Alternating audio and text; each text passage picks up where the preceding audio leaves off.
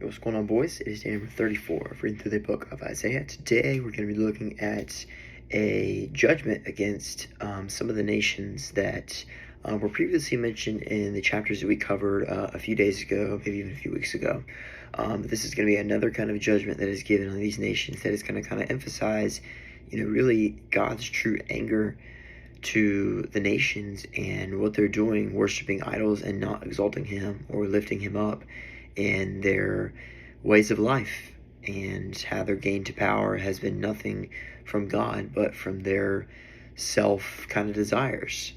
So the first thing I want to look at is something that really kind of emphasizes not only the Lord's anger, but what He plans to do with these nations who are not following His commands and are not praising Him. So I want to read verse 2. Where it says, "The Lord is angry with all the nations. His wrath is on all their armies. He will totally destroy them. He will give them over to slaughter." One of the questions that can kind of be driven out of that is, well, the Lord is angry with all nations. It's like, what does that mean? Every single nation of the world? And I think the answer to that is yes and no. I think yes in the fact that most of the nations of the world, while they do have godly values and godly traditions, there's still things that they're not doing to lift Him up fully. They're only doing partial things. And I think no in the fact that they are trying to, and that God has patience for them and love for them. And one of the things that I wrote down was that anger from God is not to His people, but merely towards the ones who worship idols and don't exalt Him. So kind of what I've already mentioned before, but kind of another way of putting it. We talked about this word exalt the other day about, not, showing this lifting up process of giving back to God.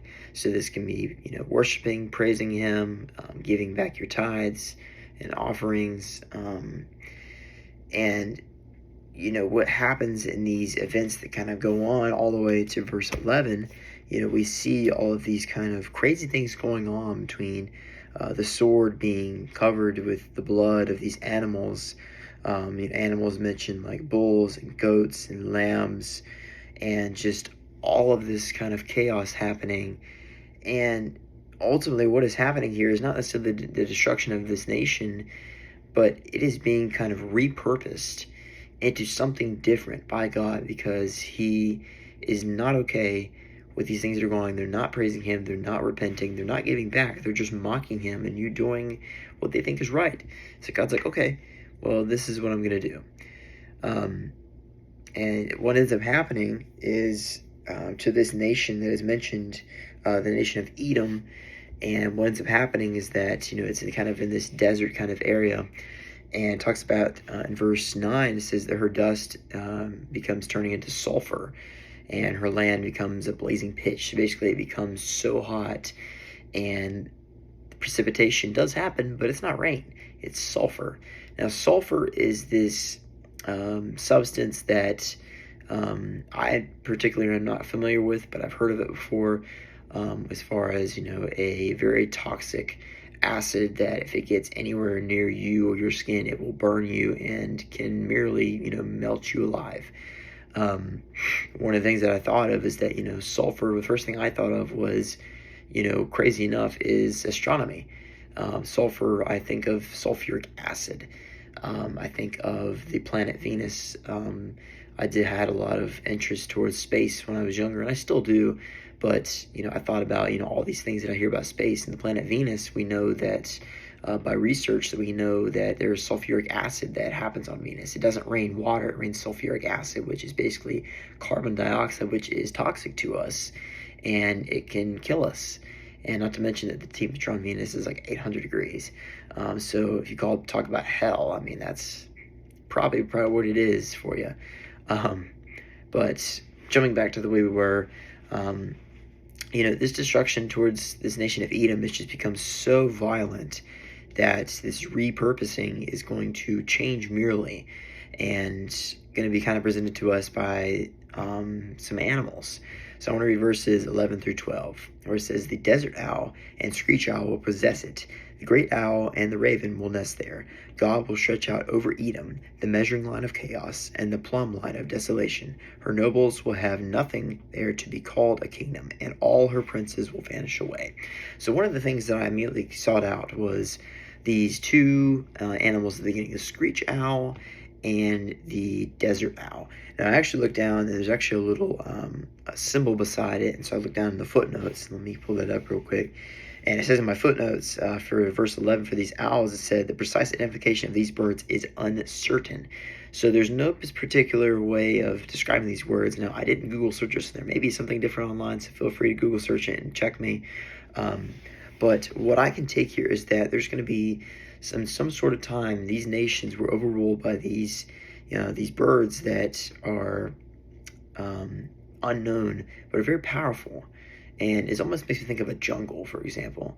You go in, if you've ever been to a jungle or you've been in the woods, and there's all these crazy, things going on between the birds making noises and these plants everywhere, and it's hot and it's humid and there's bugs, and then you hear these owls that are taking over. And we know owls are not necessarily like the most dominant creature, but they are very kind of like, hey, I'm here.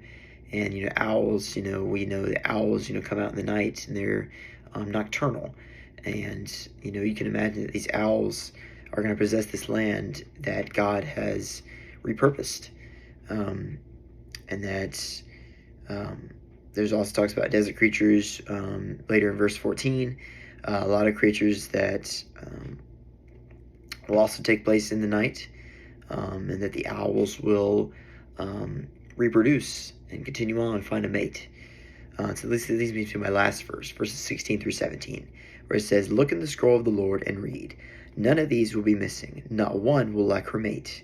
For it is his mouth that has given the order, and his spirit that will gather them together. He allots their portions. His hand distributes them by measure. They will possess it forever and dwell there from generation to generation." So these new orders are given by God, and they will be used by these particular creatures, and they will continue on for generations to generations. Now, you may be asking yourself, well, how does that relate to me? How does that relate to me at all about these creatures? Well, I think it relates to us very well, because our life is like a chaotic jungle. There are so many things going on. There's noises everywhere. There's bugs in our ear. There's humidity. It might be raining, or it might be, boiling hot. But deep down, we know that the jungle is very providing for us. We live in this environment in the world where there are so many things going on between nations batting back and forth, and people not agreeing with each other, and just, political just drama, and we just don't know what to do. But the best thing we can do is not turn from God. Always look for God. God always has the answers. Even when our life seems hard, I know myself, I find myself in that situation to where I tend to forget that I need to turn to God. And I have to be reminded, either by a simple sign in my life or by somebody calling me out. And sometimes it hurts, but it does help. But what I remember is that, we learn over time that, life goes on. And as you may know, today is June 30th, and it is officially the halfway point of 2025. I know it's kind of hard to believe. But I listened to this on one of my buddies this morning in his videos that he does. And one of the things that he shared was that reflect on what you've done already in the past 6 months. Be grateful for what you've done, and learn from what you haven't done, or what you can do better.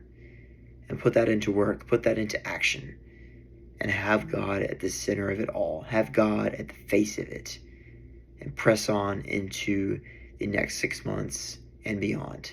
And that is today's word. I hope that you guys have a great remainder of your week. I hope to see you guys very soon. Peace out, boys.